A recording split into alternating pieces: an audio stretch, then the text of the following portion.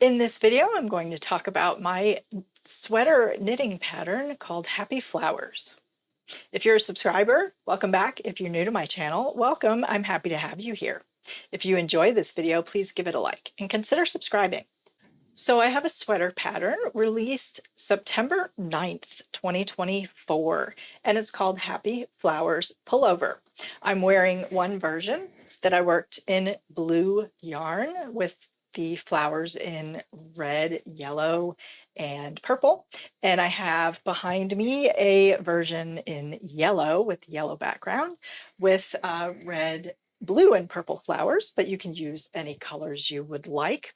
I'd like to tell you a little bit about this sweater pattern. So it's inspired by a 1947 vintage Fair Isle pullover pattern from a Women's Weekly magazine, and it was written for only one size. So I took the general silhouette and the stitch pattern and adapted it and came up with a fully graded, my interpretation of this pullover pattern.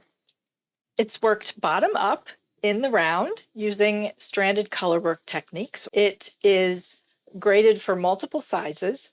It features a cropped waist length, that's typical vintage silhouette, but you could easily lengthen this. It has subtle A-line shaping from the waist up to the bust. It's worked in the round up to the bust. The body is worked first, and then the stitches are put on hold, and you work the sleeves in the round up to the underarms as well. And then all of the knitting is placed on the needles and worked at the same time for the upper body. Using set-in shoulder shaping decreases, but while all of the knitting is on your needles. It's worked then up to the upper sleeve cap. It features gathered sleeve cap.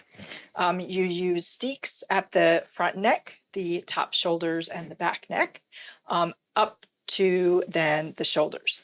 The shoulders are then seamed at the top, and the sleeves are gathered and seamed into the upper shoulder, and the underarms are seamed then. So there's minimal seaming. There's no side seams or anything like that, but there is a little bit of seaming. And then the neckline stitches are picked up and worked in the round for the neckline. There are 10 sizes, ranging from a finished full bust of 29.5 inches up to 65.5 inches. The suggested ease is a positive ease of about 1 to 1.5 inches at the full bust. It's short sleeves. It's written for short sleeves with the puffs at the top. It's worked in 5 colors of fingering weight yarn. I used Knit Picks palette for both versions here, and charts are given for these 2 color combinations, but you could change the colors quite easily. So the color work is charted. So some of the other skills needed, including working in the round and working stranded color work, would be increasing and decreasing in color work pattern if you would like to. This version, I didn't continue the color work until a whole flower was able to be worked there at those side seams. This version, I continued the color work whether I could complete a whole flower or not. So either option is perfectly fine. There are some of the sizes use cabled decreases at the underarm and shoulder shaping. I have a video showing you how to work those. You will pick up stitches along the neck and work in the round at the neck. You will have some minimal seaming. You'll have a shoulder seam, and then you'll have the gathered shoulders at the upper sleeve cap. I have a video showing how I did that as well. And then you will have the seam at the underarm. Let me stand up and show you.